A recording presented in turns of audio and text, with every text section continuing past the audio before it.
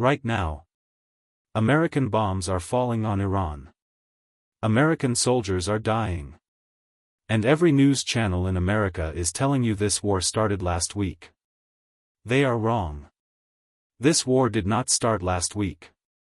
This conflict has been building for 70 years. And the reason it started, the real reason, is a story the United States government tried to bury for 50 years. It involves a democratically elected leader. A CIA operation so secret it was not officially acknowledged until 2013. A revolution that shocked the world. Hostages held for 444 days. Secret arms deals. Proxy wars. Assassinations. And decades of decisions made in Washington, whose consequences are exploding across the Middle East right now. This is the secret history of the United States and Iran. And it changes everything about how you understand what you are watching on the news today. To understand everything that has happened since, you need to start in 1951. Iran had a democratically elected prime minister named Mohammad Mossadegh. He was enormously popular. Time magazine named him Person of the Year in 1951. And he did something that made the United States and Britain very nervous. He nationalized Iran's oil industry. For decades, the Anglo-Iranian Oil Company, which later became BP, had been extracting Iranian oil, paying Iran a fraction of the profits, and keeping the vast majority for British shareholders. Mossadegh said, "This oil belongs to the Iranian people." And he took it back. Britain was furious. Britain asked the United States to help remove Mossadegh from power. President Eisenhower agreed. In August 1953, the CIA launched Operation Ajax. CIA officers flooded Tehran with American money, paying protesters to create chaos in the streets, bribing Iranian military officers, organizing mobs to attack pro-Mossadegh supporters, and coordinating a military coup that overthrew Iran's democratically elected government.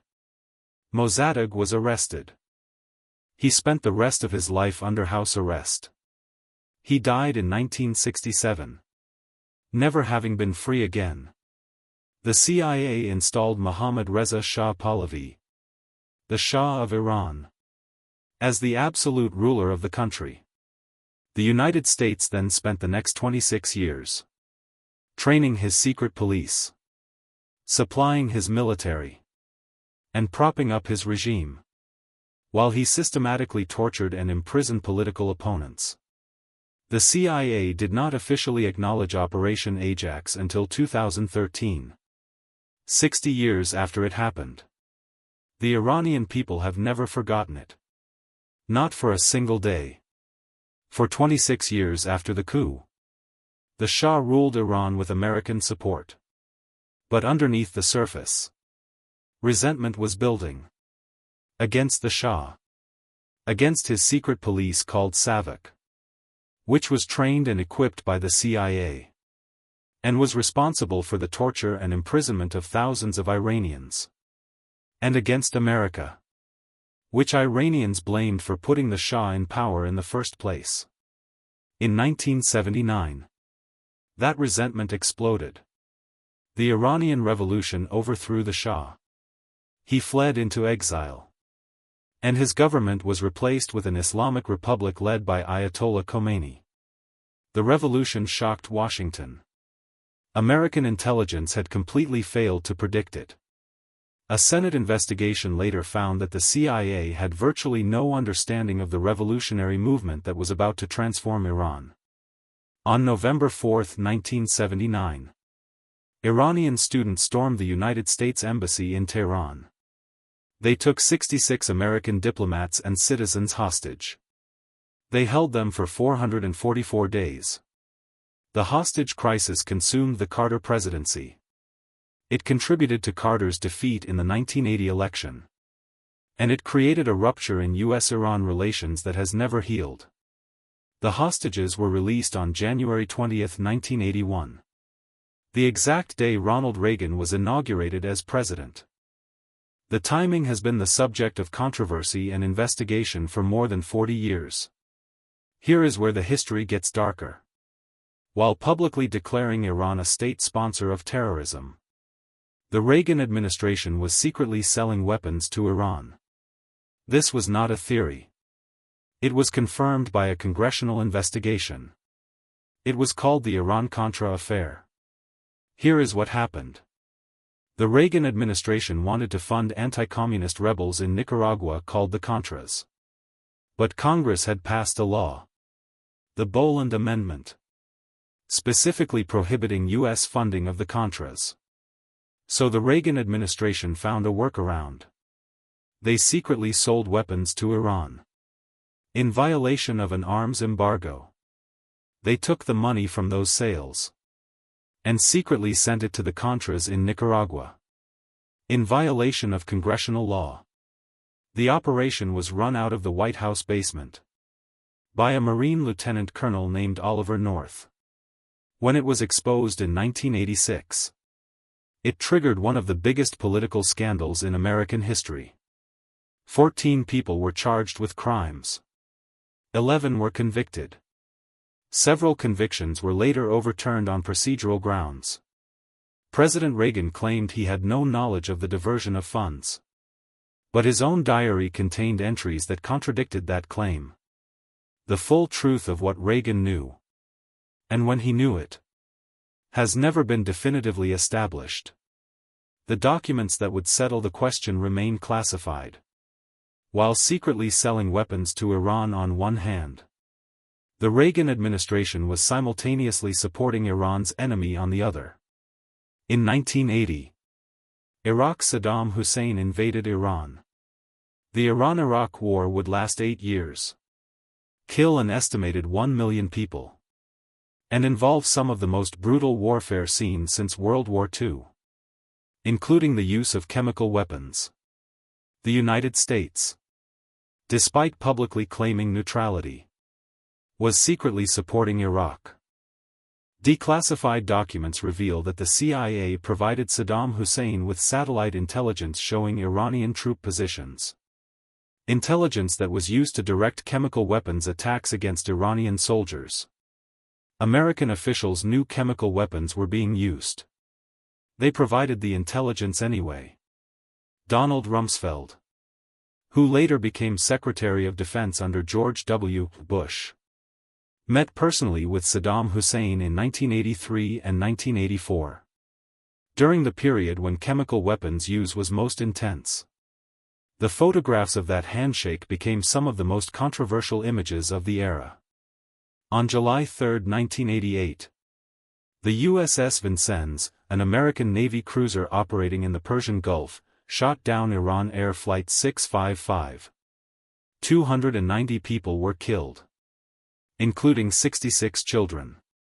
The U.S. military initially claimed the ship's crew believed they were firing at an attacking Iranian military aircraft. Subsequent investigations found serious problems with the U.S. account. The Vincennes was operating inside Iranian territorial waters, not international waters as initially claimed. And the aircraft was transmitting standard civilian identification signals. The United States never formally apologized. President George H. W. Bush said he would never apologize for America regardless of the facts. The U.S. later paid $61.8 million in compensation to the families of victims, without admitting legal responsibility. The Iranian people have never forgotten Flight 655. Through the 1990s and 2000s, Iran developed a nuclear program that alarmed the United States and its allies. Multiple rounds of sanctions were imposed. Multiple rounds of negotiations were attempted. In 2015, the Obama administration reached a landmark agreement known as the Joint Comprehensive Plan of Action. Under the deal, Iran agreed to dramatically limit its nuclear program in exchange for relief from international sanctions. International inspectors confirmed Iran was complying with the agreement.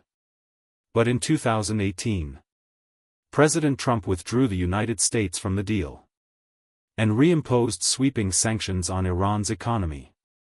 Iran's economy contracted severely.